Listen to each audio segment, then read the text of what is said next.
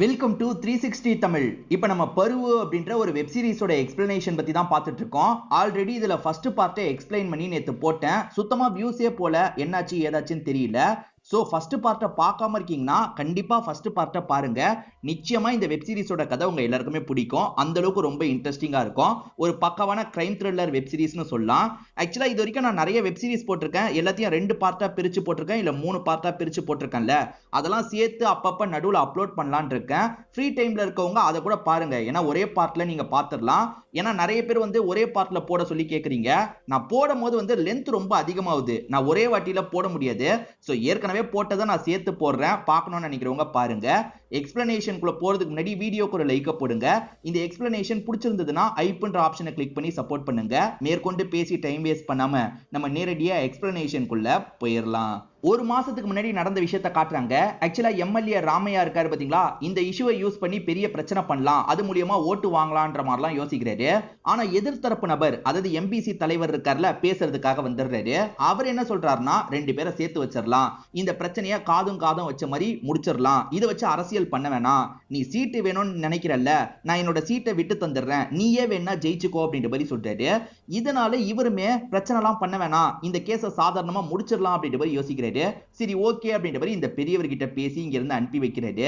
அந்த பையனோட பேரு விக்ரம்னு சொல்லியிருப்பேன். இப்ப பாப்ஜி தான் அந்த விக்ரமோட அப்பாவை கூட்டு வந்துட்டு இருக்காரு. அதே மாதிரி சுபாஷியும் கூட்டு வந்துட்டு இருக்காரு. இவர் தப்பான ஹோட்டலுக்கு முதல்ல கூட்டு வந்துடுறாரு. டே, ஹோட்டல் பேரை கூட சரியா ஞாபகம் வச்சுக்க மாட்டியா, அந்த ஹோட்டலுக்கு கூட்டு போ அப்படின்ற மாதிரி விக்ரமோட அப்பா சொல்றாரு. கொஞ்சம் லேட் ஆயிருது. ஒரு ஸ்டேஜ்ல இவங்களுமே சரியான ஹோட்டலை கண்டுபிடிச்சு அந்த இடத்துக்கு வந்துட்டு இருக்காங்க.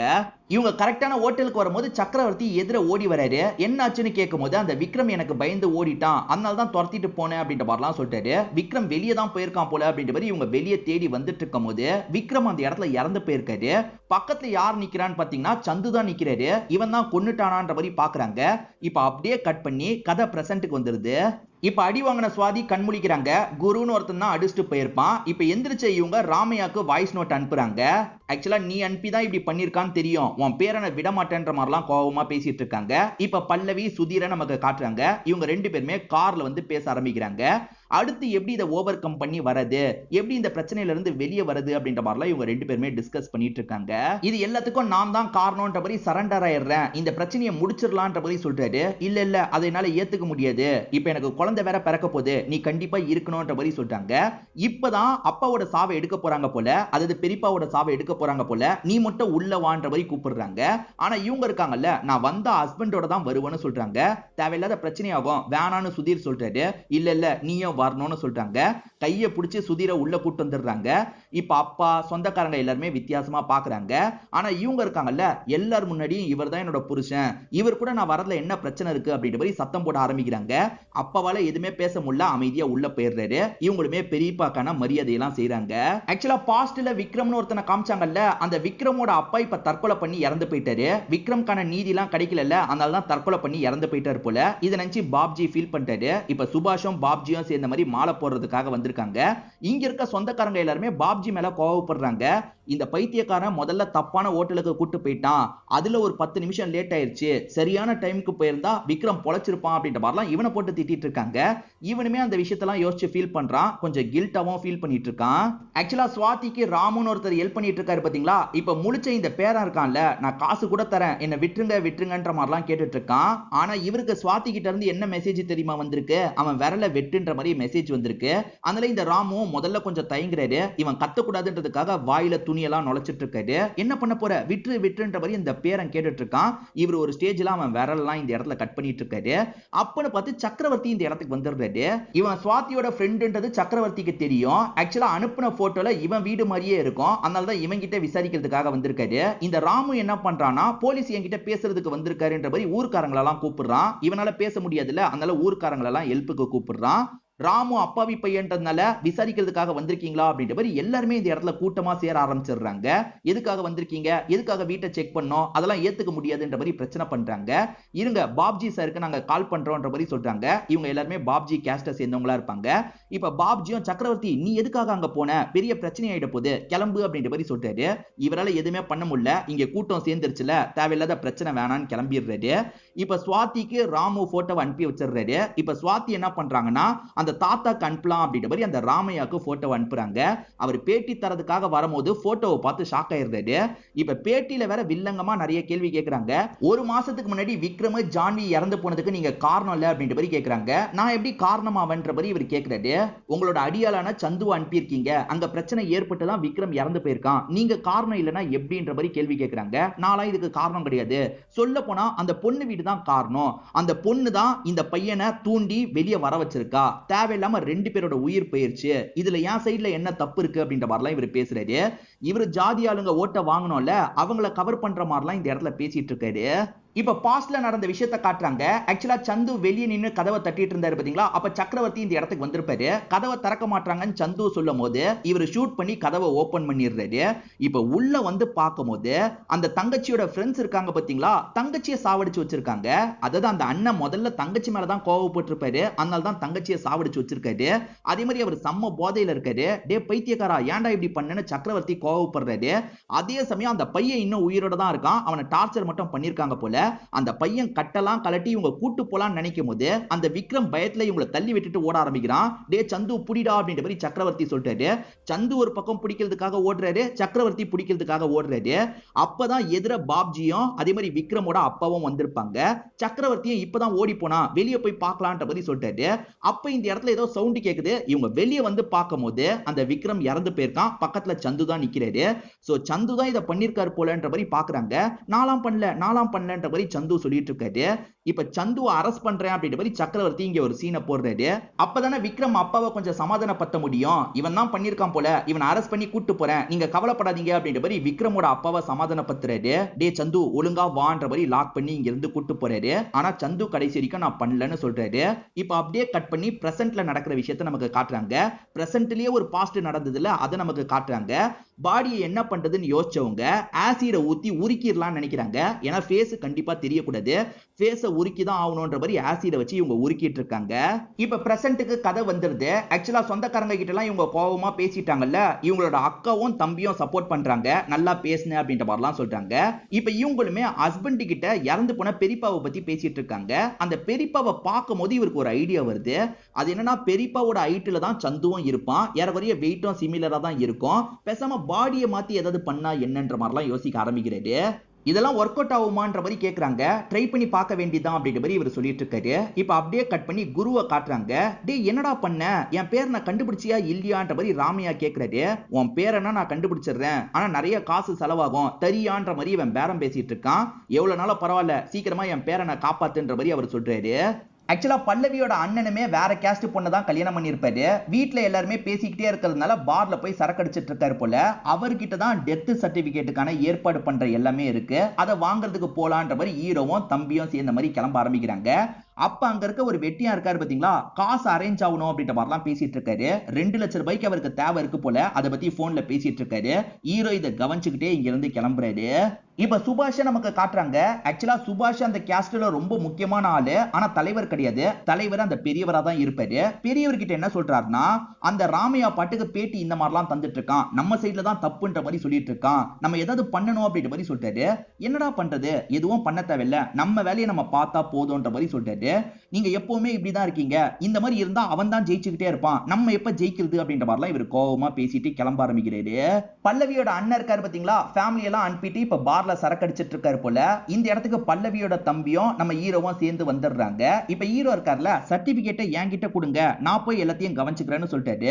இவர் மாத்திர வேலை பண்ண போறாருல, அதுக்காக தான் இப்படி கேட்கிறாரு. ஆனா இவங்க 2 பேரும் என்ன சொல்றாங்கன்னா, நீங்க மட்டும் எதுக்கு போனோம், கொஞ்ச நேரத்துல நாங்களும் கூட வந்துடுறோம்ன்ற மாதிரி சொல்றாங்க. ஆனா ஹீரோ எப்படியாவது இவங்களை கழட்டி விடணும் அப்படின்ற மாதிரி யோசிக்க ஆரம்பிக்கிறாரு. இப்ப கிளம்பலாம்னு நினைக்கும் போது நான் ரெஸ்ட் ரூம் மட்டும் யூஸ் பண்ணிட்டு வந்துடுறேன்ற மாதிரி ஹீரோ ரெஸ்ட் ரூம் குள்ள வந்துடுறாரு. வலிக்கு அவன் வில்லனோன்றதுக்காக இந்த இடத்துல சோப் ஆயில் எல்லாத்தையும் ஊத்திட்டு இருக்காரு. நீங்களும் போய் முகத்தை கழுவிட்டு வாங்கன்னு அந்த அண்ணனை பார்த்து சொல்லிட்டாரு. அதுவும் சரிதான் அப்படின்ற மாதிரி அவர் முகத்தை கழுவுறதுக்காக வராரு. இப்ப கழுவிட்டு கிளம்பலாம்னு நினைக்கும் போது வலிக்கு விழுந்துடுறாரு.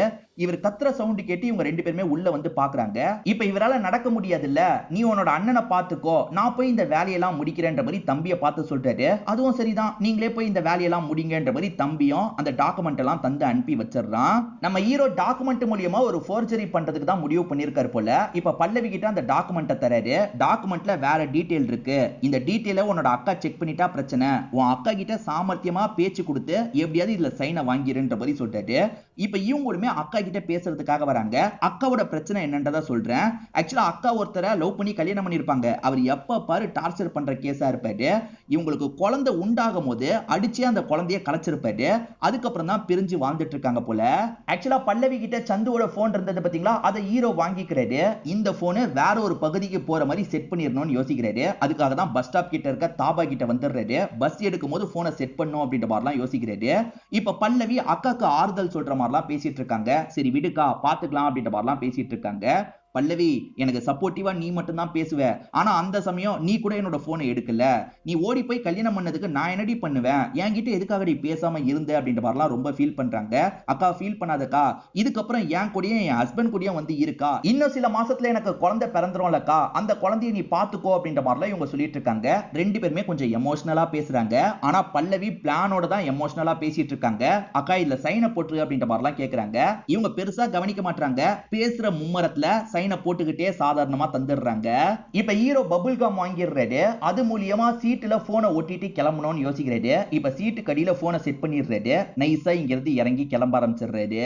ஆக்சுவலா சக்கரவர்த்தி ராமு வீட்டுல போய் பிரச்சனை பண்ணாரு பாத்தீங்களா, அதனால ராமையா பயங்கரமா திட்டுறாரு. அங்க இருந்து ஏற்கனவே எனக்கு சுத்தமா ஓட்டு வராது. நீ பண்ண காரியத்துல எவனுமே எனக்கு ஓட்டு போட மாட்டான். உன்னை என்னோட பேரை நான் கண்டுபிடிக்க சொன்னா தேவையில்லாத பிரச்சனை எல்லாம் எதுக்காகடா பண்ணிட்டு இருக்கன்ற மாதிரி திட்டிட்டு இருக்காரு. இப்ப இவர்கிட்ட ஒர்க்கர்ஸா இருப்பாங்கல்ல, அந்த ஒர்க்கர்ஸ் மூலியமா சக்கரவர்த்தி அடிக்கணும்னு யோசிக்கிறாரு. Dress கழட்டிட்டு உட்காருன்னு சொல்றாரு. இவருமே ஷர்ட்டை கழட்டிட்டு உட்கார்ந்துடுறாரு. இப்ப வேலைக்காரங்களை வச்சு அடி அடின்னு அடிக்கிறாரு. இந்த போஸ்டிங் உனக்கு கிடைச்சதுக்கே நான் தான் காரணம். எனக்கு ஒரு வேலைக்கும் நீ லாய்க்கு இல்லடா. என்ன பண்ணுவியோ தெரியாது. என் பேரை நான் கண்டுபிடிக்கணும், இந்த ப்ராப்ளத்தை முடிக்கணும் அப்படின்ற மாதிரிலாம் சொல்றாரு. சக்கரவர்த்தியும் சரின்ற மாதிரிலாம் ஏத்துக்கிறாரு. சக்கரவர்த்திக்கு ஹீரோ மேல லைட்டா டவுட் இருக்கதான் செய்யுது. நம்ம சந்துவை பார்க்கவே இல்ல, ஹீரோ சொல்றதையே நம்பிட்டு இருக்கோம், நம்ம கிராஸ் செக் பண்ணோம் அப்படின்ற மாதிரி யோசிக்க ஆரம்பிக்கிறாரு. அதாவது சந்து யாருக்கிட்ட கடைசியா பேசினாரு, எங்கெல்லாம் டவர் ரேஞ்சு டிராவல் ஆயிருக்கு, இந்த மாதிரி எல்லா டீட்டெயிலும் எனக்கு வேணும் அப்படின்ற மாதிரி ராமையாவோட அசிஸ்டன்ட் கிட்ட பேசுறாரு. ராமையாவோட அசிஸ்டன்ட்டும் ஏற்பாடு பண்றேன் அப்படின்ற மாதிரி ஏத்துக்கிறாரு. வெட்டியா வேலை பார்க்குற ஒருத்தருக்கு 2 லட்சம் ரூபாய் தேவைப்பட்டது பாத்தீங்களா, அவர்கிட்ட பேசி வேலையை முடிச்சிடணும் அப்படின்ற மாதிரி ஹீரோ யோசிக்கிறாரு. உங்களுக்கு காசு தேவைப்பட்டதுன்ற மாதிரி போன்ல பேசிட்டு இருந்தீங்க, எனக்காக ஒரு பாடியை நீங்க புதைச்சீங்கன்னா நான் காசை தரேன்ற மாதிரி சொல்லிட்டாரு. சார் நான் யோசிச்சு தான் முடிவெடுக்க முடியும், ஏன்னா டாக்குமெண்ட் இல்லாம புதைச்சா எனக்கு பிரச்சனை வந்துடும் அப்படின்ற மாதிரிலாம் சொல்லிட்டாரு. சரி சரி நீங்க யோசிச்சே முடிவெடுத்துக்கோங்க அப்படின்ற மாதிரி இவர் சொல்லிட்டாரு. அவர் யோசிக்கிறதுக்காக இங்க இருந்து தள்ளி போயிடுறாரு. இப்ப ராமு இருக்கான் பாத்தீங்களா, சுவாதி கிட்ட பேசுறதுக்காக வரான். ராமையாவோட பேரன் விரலியே வெட்டி அனுப்பியிருக்காங்க. ராமையா ஏதாவது பண்ணியிருந்தா இந்நேரத்துக்கு சொல்லியிருப்பார்ல. சோ ராமையா இந்த விஷயத்த பண்ணல போல. எனக்கு பல்லவி மேலயும் அவ புருஷன் மேலயும் தான் டவுட்டா இருக்கு. அவங்க தான் ஏதோ பண்ணிருக்காங்க, என்ன பண்ணிருக்காங்கன்னு எனக்கு தெரிய மாட்டேங்குது, எப்படியாவது நான் கண்டுபிடிக்கணும்டா அப்படின்ற மாதிரிலாம் ராமு கிட்ட பேசுறாங்க. அதே மாதிரி நீயும் கேர்ஃபுல்லா அந்த பேரனை பாத்துக்கோன்னு சொல்றாங்க. ஆக்சுவலா சுபாஷை பொறுத்த வரைக்கும் விக்ரம்ன்ற பையனோட அப்பா சாவுக்கான வேலையை பார்க்கறதுக்காக இந்த இடத்துக்கு வந்திருப்பாரு. என்ன தம்பி நீங்க என்ன பண்றீங்க அப்படின்ற மாதிரி இவர்கிட்ட பேச்ச கொடுக்குறாரு. இப்ப சுபாஷ் கிட்ட பேசிட்டு இருக்கும் போது அந்த வெட்டியா வந்துடுறான். தம்பி நமக்கு வேண்டியவர் தான், என்ன ஹெல்ப் கேட்டாலும் செய்யுன்ற மாதிரி வெட்டியாங்கிட்ட சொல்லிட்டு இவர் கிளம்பிடுறாரு. வெட்டியானுமே நீங்க சொன்னதை யோசிச்சு பார்த்தேன், 2 லட்சம் ரூபாய் தாங்க சார், இந்த வேலையை முடிச்சிடுறேன் அப்படின்ற மாதிரிலாம் சொல்லிட்டாரு. இப்ப ராமையா கிட்ட இருந்து கால் வருது. தம்பி உங்ககிட்ட பேசணும், வர முடியுமான்ற மாதிரி கேக்குறாரு. இது எதிர்பார்த்த கால் தான் போல. அதனால இவர் ஒய்ஃப் கிட்ட இந்த விஷயத்த சொல்றாரு. நான் நினைச்ச மாதிரியே ராமையா கிட்ட இருந்து கால் வந்துருச்சு, விசாரிக்கிறதுக்கு தான் கூப்பிடுறாரு போல, நான் சமாளிச்சுக்கிறேன், நீ கவலைப்படாம இருன்ற மாதிரிலாம் சொல்றாரு. இப்ப ராமையா ஆளுங்க பிக்கப் பண்றதுக்காக வராங்க. ஏறி கிளம்புறாரு. இப்ப பாஸ்ட்ல நடந்த விஷயத்த காட்டுறாங்க. விக்ரம் ஜான்வி இறந்து போய் சில நாள் கழிச்சு நடக்கிறத காட்டுறாங்க. ஆக்சுவலா சந்து கூட ஃப்ரெண்ட் மாதிரி ஒருத்தன் இருப்பான். ரெண்டு பேருமே ராமையாக்கு கீழே வேலை பார்க்கறவங்க.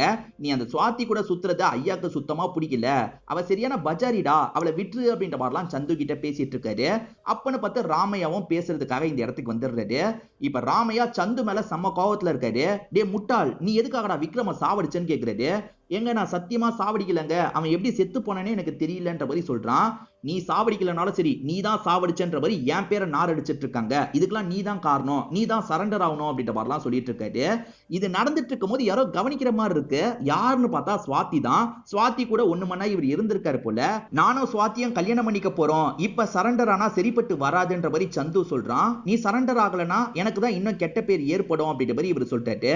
நீ சரண்டர் ஆகலன்னு வச்சுக்கோ, இவளுக்கு தான் அடி விழும் அப்படின்ற மாதிரி சொல்லிட்டாரு. இல்லையா வேணான்ற மாதிரி சந்து கேக்குறாரு.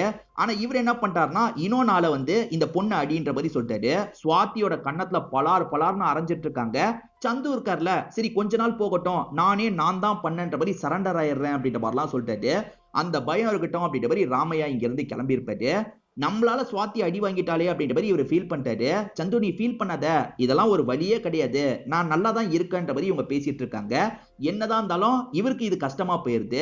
அந்த ராமையாவை ஏதாவது பண்ணணும்ன்ற மாதிரி யோசிக்கிறாரு. இவருக்கு தெரிஞ்ச ஒருத்தன் கிட்ட கன்னு வேணும்ன்ற மாதிரி கேட்கிறாரு. சோ அந்த நாள் ஒருத்தன் கிட்ட இருந்து இவர் கன்னை வாங்கினாரு பாத்தீங்களா, கன்னை தான் வாங்கியிருப்பாரு. வாங்கினது பல்லவியை சாவடிக்கிறதுக்கு இல்ல, அந்த ராமையாவை சாவடிக்கிறதுக்கு போல. வாட்ச்மேன் இருக்காரு பாத்தீங்களா, வேணும்ட்டே பேச்சு கொடுக்குற மாதிரிலாம் வந்துட்டு இருக்காரு. யோ என்னையா உனக்கு வேணும் கிளம்புன்னு ஹீரோ சொல்லும் போது உள்ள சவுண்ட் கேக்குது. எலிதான் மாட்டிக்கிச்சு போல அப்படின்ற மாதிரி இந்த வாட்ச்மேன் வேகமா உள்ள வந்துடுறாரு. ஐயா எலிதான் மாட்டிருக்கு அப்படின்ற மாதிரி அந்த எலியெல்லாம் சாவடிச்சிட்டு இருக்காரு. இவன் எதுக்காக உள்ள வந்துகிட்டே இருக்கான், நம்ம மேல டவுட் வந்துருச்சு போலன்ற மாதிரி இவர் யோசிக்கிறாரு. எங்களை தொல்லை பண்ணாத, நீ முதல்ல வெளியே போ அப்படின்ற மாதிரி புடிச்சு தள்ளி வர்றாரு. வாட்ச்மேனுக்கும் டவுட் வந்துருது, எதுக்காக நம்மள அனுப்பிக்கிட்டே இருக்காங்க, ஏதோ தப்பா இருக்குன்னு யோசிக்கிறாரு. அப்பதான் கார்த்திக்கில ரத்தக்கரை இருக்கிறது தெரியுது. கண்டிப்பா இவங்க ஏதோ தப்பு பண்ணிருக்காங்கன்னு யோசிக்கிறாரு. நல்லா புரிஞ்சுக்கோங்க, இது பிரசன்ட்ல இருக்க பாஸ்டா இருக்கும். இப்பதான் பிரசன்ட்ல இருக்க பிரசன்ட நமக்கு காட்டுறாங்க. ராமையா வர வச்சாரு பாத்தீங்களா, இவருமே மீட் பண்றதுக்காக வந்துடுறாரு. இப்ப ராமையா சந்து தானே உங்களை கூட்டு வந்தான், என்ன ஆச்சுன்னு கேக்குறாரு. இவருமே சந்து இந்த இடத்துல இறங்கிட்டான், அதுக்கப்புறம் நாங்க ரெண்டு பேருமே இந்த ஊர்ல வச்சு மீட் பண்ணோம், சில இடத்துக்குலாம் போனோம்னு சொல்றாரு. டவர் ரேஞ்சை எங்கெல்லாம் கொண்டு போயிருக்காரோ அங்கெல்லாம் போன மாதிரி சொல்றாரு.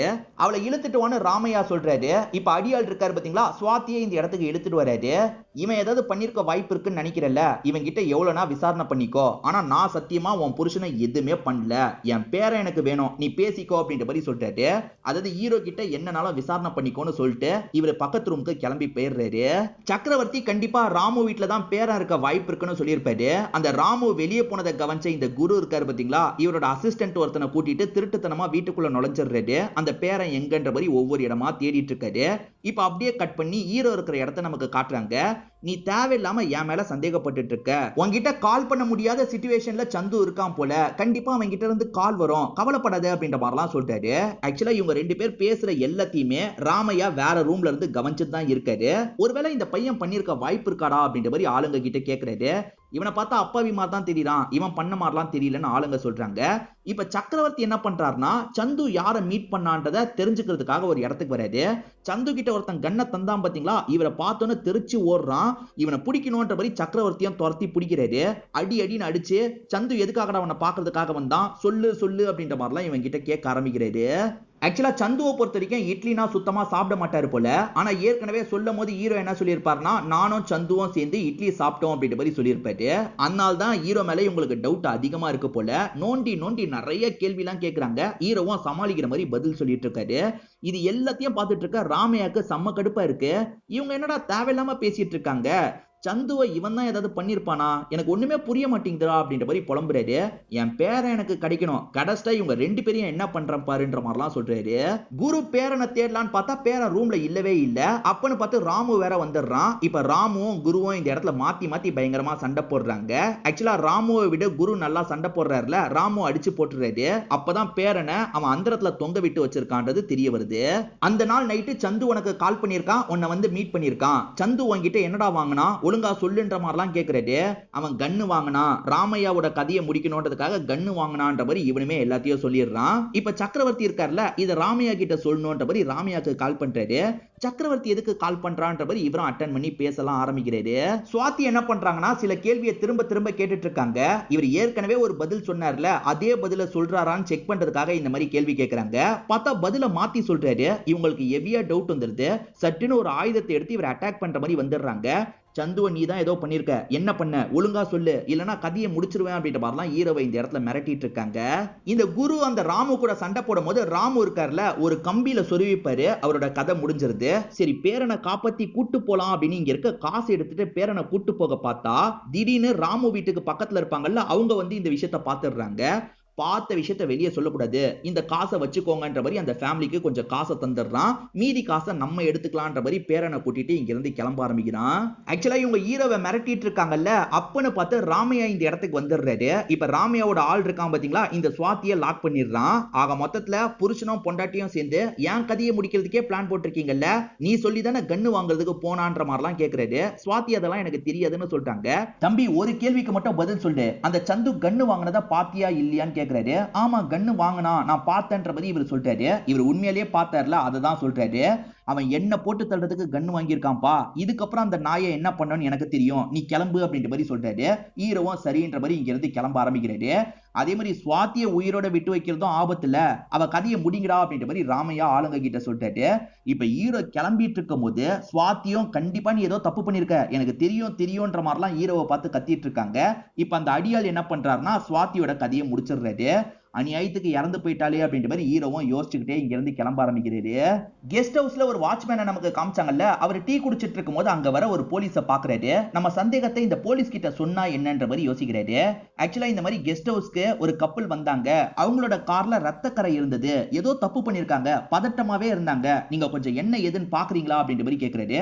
சரி நம்பர் கொடு நான் பாக்குறேன்ற மாதிரி இவருமே காரோட நம்பர்லாம் எழுதி வாங்கிக்கிறாரு.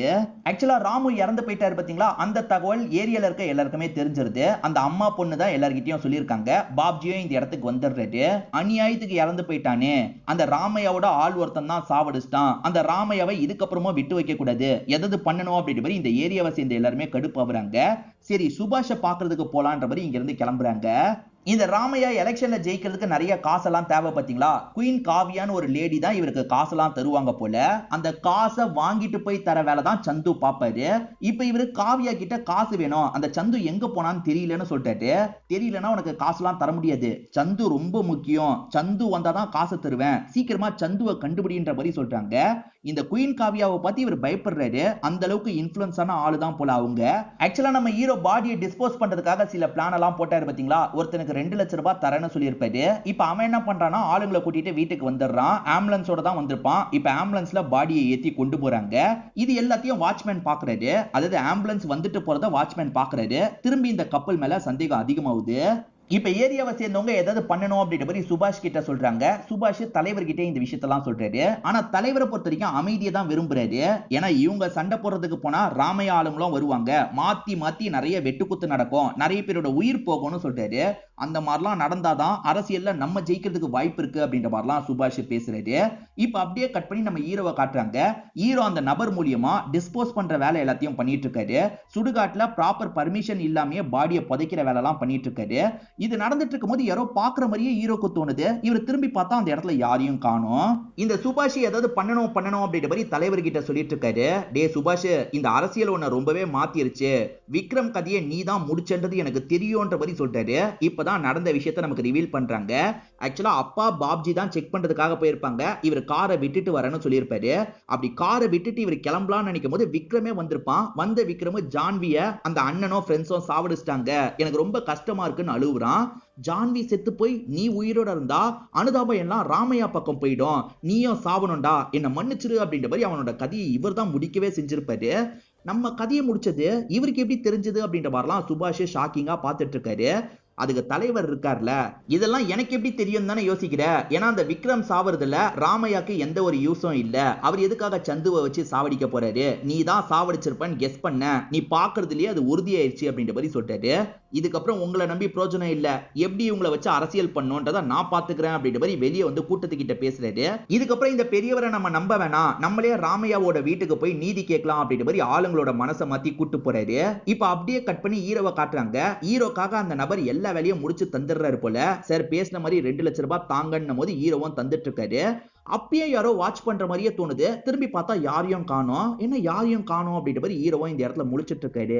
இப்ப எல்லா வேலையும் முடிச்சுட்டு ஹீரோயினை பாக்குறதுக்காக வந்துடுறாரு. நம்ம ஊரை பார்த்து கிளம்பலாம் அப்படின்ற மாதிரி சொல்றாரு. இப்ப 2 பேருமே கார் எடுத்துட்டு கிளம்பலாம்னு நினைக்கும் போது சக்கரவர்த்தி வந்துடுறாரு. விசாரணை பண்ணும் அப்படின்ற மாதிரி சொல்றாரு.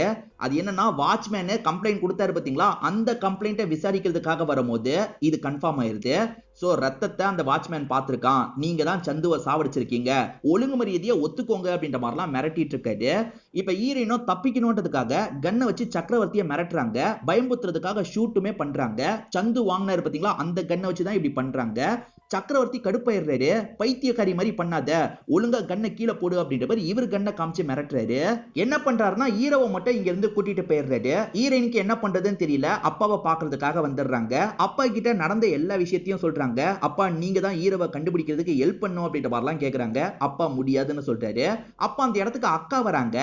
ஆக்சுவலா ஹீரோவை யாரோ வீடியோ எடுத்த மாதிரி நமக்கு காமிச்சாங்கல்ல, இந்த அக்கா தான் எடுக்கவே செஞ்சிருப்பாங்க.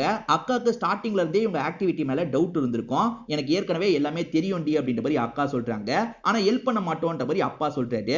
ஹெல்ப் பண்ணலனா அவ்வளவுதான் அப்படின்ற மாதிரி இவங்க ஷூட் பண்ற மாதிரி மிரட்டுறாங்க. இப்ப வேற வழி இல்லாம அப்பா என்ன பண்றாருன்னா பாப்ஜிக்கு கால் பண்றாரு. சக்கரவர்த்தி என்னோட மாப்பிளைய தூக்கிட்டு போயிருக்கான், நீ தான்ப்பா எப்படியாவது காப்பாத்தணும் அப்படின்ற மாதிரி கேக்குறாரு. பாப்ஜியும் சரின்ற மாதிரி ஏத்துக்கிறாரு. இப்ப அக்காக்கு எல்லாமே தெரியும்ல, அக்கா யார்கிட்டயும் நீ இதை சொல்லக்கூடாதுன்ற மாதிரி இவங்க மிரட்டுறாங்க. உன் மிரட்டலுக்குலாம் நான் பயப்பட மாட்டேன், நான் சொல்ற ஒரு விஷயத்தை நீ பண்ணா இத பத்தி நான் வாய் திறக்க மாட்டேன், உனக்கு ஒரு குழந்தை பிறக்க போதில்ல, அந்த குழந்தைய மட்டும் என்கிட்ட தந்துரு, நான் அம்மா மாதிரி வளர்த்துக்கிறேன், இந்த டீலுக்கு ஓகேனா சொல்ல மாட்டேன்னு சொல்றாங்க. சரி ஓகே நான் குழந்தைய தந்துடுறேன்னு இவங்களும் ஏத்துக்கிறாங்க. ஆக்சுவலா சந்து இருக்காரு பாத்தீங்களா, இந்த சக்கரவர்த்திக்கு பெஸ்ட் ஃப்ரெண்டா இருப்பாரு. ஒழுங்கு மரியாதையா சொல்லு, சந்து உயிரோட இருக்கானா இல்ல சாவடிச்சிட்டீங்களா அப்படின்ற மாதிரி திரும்ப திரும்ப அடிச்சு டார்ச்சர் பண்றாரு. அப்ப பாப்ஜி இந்த இடத்துக்கு வந்துடுறாரு. என்ன பண்ணிட்டு இருக்க, சுதீர் சார விடுன்ற மாதிரி சொல்றாரு. இவன் பண்ணதை பத்தி உனக்கு தெரியாதுன்ற மாதிரிலாம் சக்கரவர்த்தி பேசுறதுக்கு வராரு. ஆனா பாப்ஜி தடுத்து சண்டை போடுறாரு.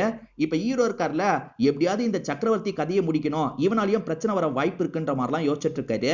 இப்ப சக்கரவர்த்தி ஹீரோவோட கதையை முடிக்கிற மாதிரி வரும்போது யாரோ கார்ல இடிக்கிறாங்க. யாருன்னு பார்த்தா பாப்ஜி தான். ஹீரோவை காப்பாத்துறதுக்காக சக்கரவர்த்தியை சாவடிச்சிருக்காரு போல. ஆனா ஹீரோ உள்ளுக்குள்ள சந்தோஷப்படுறாரு, நமக்கு இதுக்கப்புறம் பிரச்சனை இல்லைன்ட்டு. குயின் காவியா வேற காசு தர மாட்டேன்னு சொல்லிட்டாங்கல்ல, என்ன பண்றதுன்னு ராமையா யோசிச்சுட்டு இருக்கும் போது இப்ப சுபாஷ் இருக்கார்ல, வெளியே வாடா ராமையா அப்படின்ற மாதிரி கத்துறாரு. இவர் ஆளுங்களெல்லாம் திரட்டி வந்திருக்காருல, இத பாக்குற ராமையாக்கு என்ன பண்றதுன்னே தெரியல, என்ன இத்தனை பேர் வந்திருக்காங்க அப்படின்ற மாதிரிலாம் யோசிக்கிறாரு. இப்ப சிச்சுவேஷனை சமாளிச்சு இங்க இருந்து கிளம்ப பாக்குறாரு. இப்ப ஹீரோ ஹாஸ்பிட்டல்ல கண்முழிக்கிறாரு. பாப்ஜி தான் இந்த இடத்துக்கு வந்து உன்னை சேர்த்தான் அப்படின்ற மாதிரி ஹீரோயின் சொல்றாங்க. சக்கரவர்த்திக்கு தான் உண்மை தெரிஞ்சது, அவரும் செத்து போயிட்டாரு. அதே மாதிரி அப்பாக்கும் அக்காக்கும் தெரியும், அவங்க சொல்ல போறது இல்ல, இதுக்கப்புறம் நமக்கு பிரச்சனையே இல்ல, நான் பில்ல செட்டில் பண்ணிட்டு வரேன், நம்ம கிளம்பலான்ற மாதிரி சொல்றாங்க. இப்ப பில்ல செட்டில் பண்ணிட்டு வரதுக்குள்ள ஹீரோவை வேற ஒரு கேங்க தூக்கிட்டு போக பாக்குறாங்க. யார் நீங்க, நிறுத்துங்க நிறுத்துங்க அப்படின்ற மாதிரி இவங்களுமே கண்ணை காமிச்சலாம் மிரட்டிட்டு இருக்காங்க. அப்பதான் அந்த கேங்கோட ஹெட் லேடி இருக்காங்கல்ல, காரை விட்டு இறங்குறாங்க.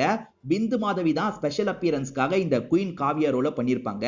ஆக்சுவலா குயின் காவியாக்கும் சந்துக்கும் ஏதோ சம்பந்தம் இருக்கு போல. அதாவது அவர் தானே ராமையாக்காக காசை வாங்குவாரு, அப்ப இவங்களுக்குள்ள ஒரு ரிலேஷன்ஷிப் போயிருக்கு போல. சந்து எங்க, கண்டிப்பா சந்து இருக்கிற இடத்தை பத்தி உங்களுக்கு தான் தெரியும், சந்துவை ஒப்படைச்சிட்டு உன் புருஷனை கூட்டிட்டு போ அப்படின்ற மாதிரிலாம் குயின் காவியா பேசிட்டு இருக்காங்க. சந்து எங்க இருக்கான்லாம் எனக்கு தெரியாதுன்ற மாதிரி சொல்றாங்க. இல்ல இல்ல சந்து எங்க இருக்கான்னு உனக்கு தான் தெரியும், சந்துவை கூட்டிட்டு வந்து விட்டுட்டு உன் புருஷனை காப்பாத்திக்கோன்ற மாதிரி கிளம்புறாங்க. சந்துவை எங்க இருந்து கூட்டு வர்றது, சந்து தான் செத்து போயிட்டார்ல, இப்ப என்ன பண்றதுன்னு தெரியாம இவங்களும் முழிச்சிட்டு இருக்காங்க. ஹஸ்பண்டை காப்பாத்துறதுக்கு என்னதான் பண்றதுன்ற மாதிரி யோசிச்சு ஃபீல் பண்ணி அழுகுறாங்க. இதோடையே இந்த வெப் சீரிஸோட கதையை முடிச்சிடுறாங்க. அடுத்த சீசனுக்கு லீடு கொடுக்கிறதுக்காக தான் குயின் காவியான்னு ஒரு கேரக்டரை இன்ட்ரோடியூஸ் பண்ணி இந்த கதையை முடிக்கிறாங்க. கண்டிப்பா இந்த சீசன் உங்க எல்லாருக்குமே பிடிச்சிருக்கும்னு நம்புறேன். இந்த வீடியோ உங்களுக்கு பிடிச்சிருந்ததுன்னா லைக் பண்ணுங்க, கமெண்ட் பண்ணுங்க, மறக்காம 360 தமிழ் சேனலை சப்ஸ்கிரைப் பண்ணுங்க. தொடர்ச்சியா இந்த மாதிரி வீடியோக்கள் வந்துகிட்டே தான் இருக்கும்.